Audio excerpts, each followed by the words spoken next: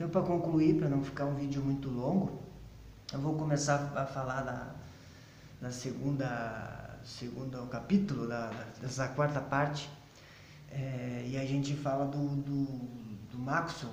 O Maxwell, ele é um importante físico, ele construiu quatro equações que eu acho muito elegante, as 4 equações matemáticas.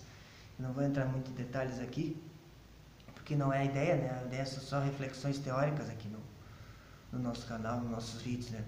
Então, o que ele traz importante para o Maxwell? O Maxwell, ele era uma criança, adolescente, e ele pegava uma lata e desviava o sol que entrava pela janela e olhava para a parede, né? Então, ele já demonstrava essas curiosidades científicas, né?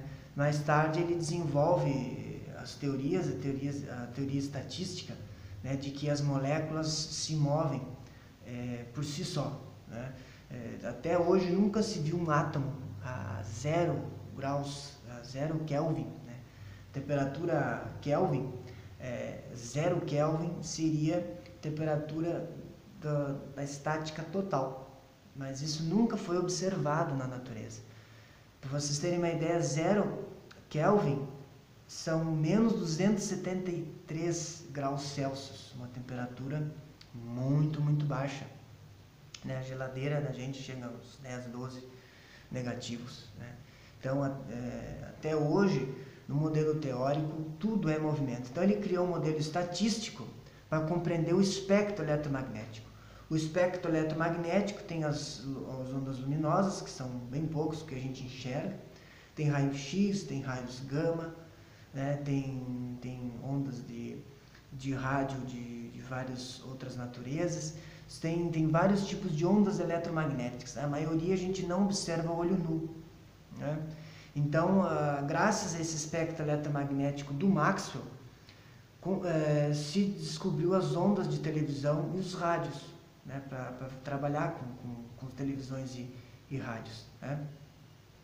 Então, a distinção entre os materiais condutores e isolantes também, né? O material condutor, como ferro ou cobre, ele tem elétrons livres nos átomos, né? Tem os átomos, e ao redor desse átomo, né? Que está o núcleo do átomo, ao redor tem os elétrons, né? Do modelo muito mais simples, ele orbita, né? Então, no modelo mais moderno, o elétron não seria tão simples assim, mas o elétron está orbitando aqui o núcleo. E esses elétrons dos condutores estão estão menos ligados ao núcleo. Então, quando eles percorridos por corrente elétrica, eles são mais facilmente deslocados. Isso que faz com que a corrente elétrica se propague. O contrário do isolante. O isolante, os elétrons não estão livres. Os elétrons têm mais dificuldade em se locomover, né? Não que não possa se locomover. Os elétrons estão mais presos ao núcleo. É mais difícil que eles se movam, tá? Então, graças a isso, se descobriu que então nada se toca, né? Então, são cargas elétricas, né? Existem cargas elétricas, isso foi feito experimentações em laboratórios, e essas cargas elétricas, aqui eu tenho uma carga, essa aqui uma outra carga, são cargas de mesmos sinais, positiva e positiva. Então, positiva e positiva tem repulsão nas cargas. Então, mas elas não se tocam com essa repulsão, nem se tocam na atração também, não se tocariam. Então, o que existe no meio entre elas? Né? Se elas não tocam, não. Então, para o Maxwell, deveria existir um tal de éter entre essas cargas, aonde elas fariam uma intermediação entre essas cargas. Bom, isso não estava correto. Até o Einstein, então, com o Einstein cai a questão do éter, e o Einstein trabalha com a questão do campo elétrico, campo magnético, um sustentando o outro. Então, essa interação das cargas, então, uma gera o campo eletromagnético, então, a gente vai ter campo magnético e campo elétrico.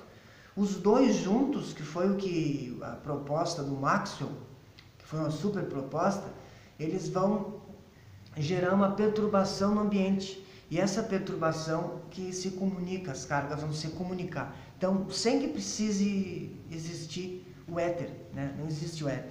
Então, foi feito até um experimento para comprovar a questão do éter e não foi comprovado, né? Foi um fracasso a detecção do éter, e porque esses campos eles geram ondas, né? Elas se influenciam uma na outra. Então a pesquisa básica deve fomentar a curiosidade e interrogar a natureza. No caso, se tivesse, no caso do Maxwell não se teve tanta pesquisa, tanto incentivo à pesquisa dele, né? Imagina se tivesse, quantos Maxwells nós teríamos por aí? Então a pesquisa básica é muito importante. A questão do Röntgen, a questão dos raios-x, né? Ele não estava se preocupando em achar os raios-x, ele estava pesquisando.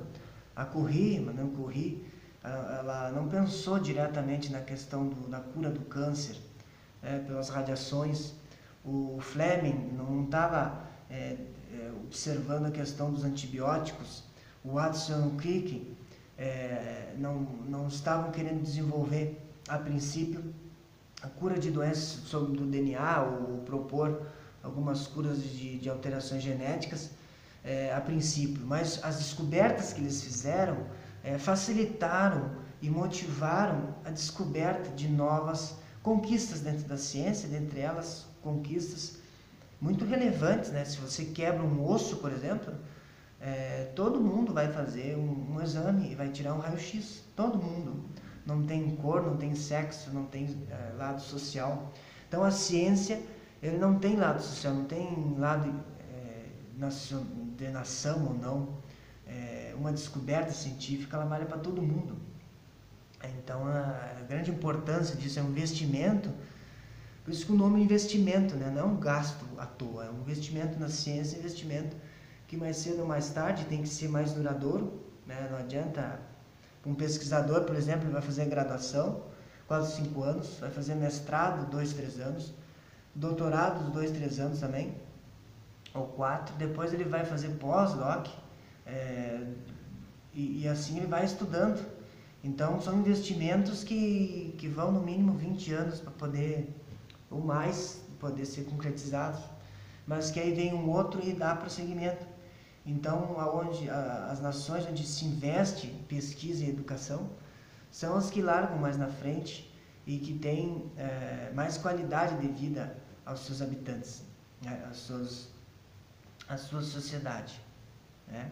Então, o que acontece é que a ciência, ela altera o modo de pensar das pessoas, né? Ela não deve ser só vista como produto, como celular, por exemplo, mas como que foi feito, um modo de agir, porque ela nos traz muitos questionamentos. A ciência muitas vezes é incômoda, porque há repressões de opiniões, às vezes as pessoas não querem que se pense, não se busque uma verdade independente dos demais, independente da nação, independente do valor étnico, que hoje em dia não se fala mais em raças, porque não é um termo mais usual, é um termo étnico, porque de várias nações, né? Então acontece, ela vai ser incômoda porque ela, assim como se a tortura, por exemplo, das bruxas, que foi um dos temas das partes anteriores, a tortura das bruxas só foi parar lá no final do século XVIII, que ela foi, será que não é uma alucinação essa tortura às bruxas? Porque só as mulheres, mulheres bonitas, e por que fazer esse tipo de maus tratos às mulheres? Então o conhecimento científico ele questiona muitos comportamentos nossos e nos dá uma certa rotina, uma certa regra para a gente fazer as coisas do nosso cotidiano, né?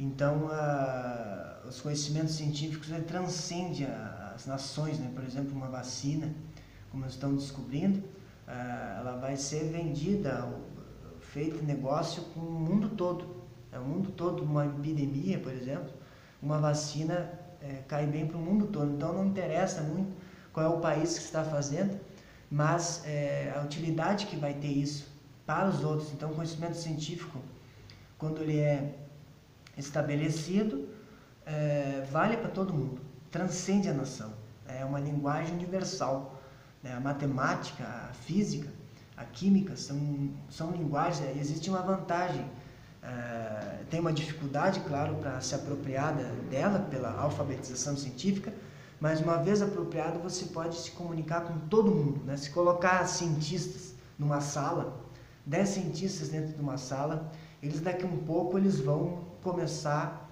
a falar um com o outro, a arranjar um meio de se comunicar entre eles, mesmo que eles não sejam dos mesmos países.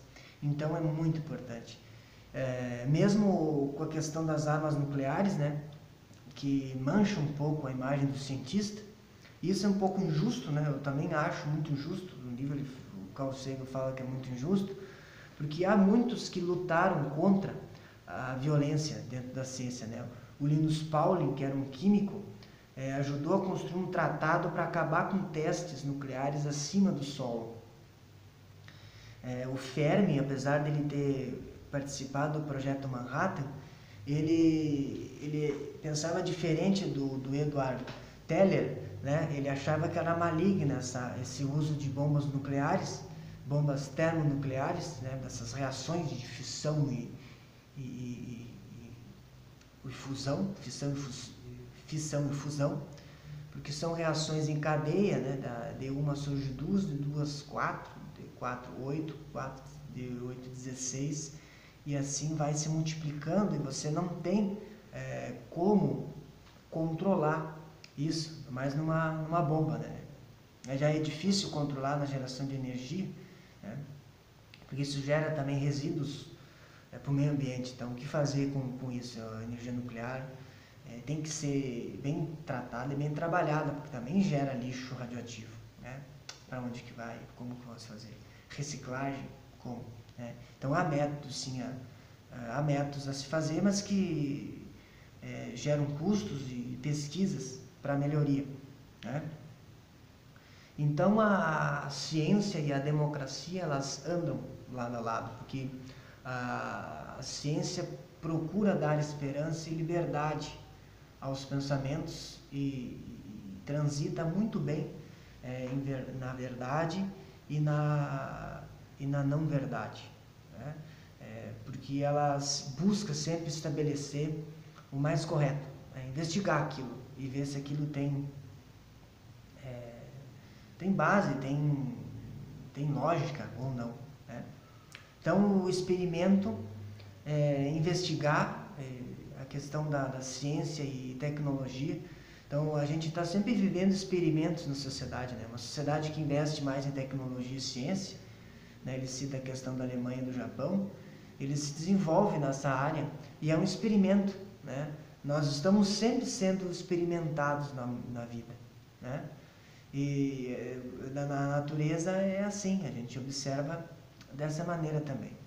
Então, quando Thomas Jefferson constituiu a Declaração da Independência, né, supondo mesmos direitos para as pessoas, a separação dos poderes, né, entre judiciário, legislativo e executivo, a questão do governo, existe sempre uma fraqueza, mesmo no governo que se diz forte, né, existe sempre uma fraqueza humana, né, porque é constituído de humanos, então os humanos têm fraquezas. E isso deve só engrandecer as nossas ações no mundo, né, e não desmerecer. Então a questão do custo que se tem com a educação, por mais que seja trivial, né, comparado com a ignorância, né, das pessoas, porque uma população mais educada, mais cientificamente alfabetizada, vai saber usar mais as coisas, vai ter menos problemas de saúde também, vai saber ter escolhas mais saudáveis no mundo, né? E continuar nessa mudança contínua, porque a mudança é contínua dos conhecimentos, assim como Maxwell acreditava no éter, o Einstein então extraiu o éter, mas será que existe a matéria escura, a energia escura? Energia escura, será que vai ocupar espaço desse éter? Está em aberto ainda, né? Então, a diversidade e os debates fomentam a liberdade e a ciência faz muito bem isso.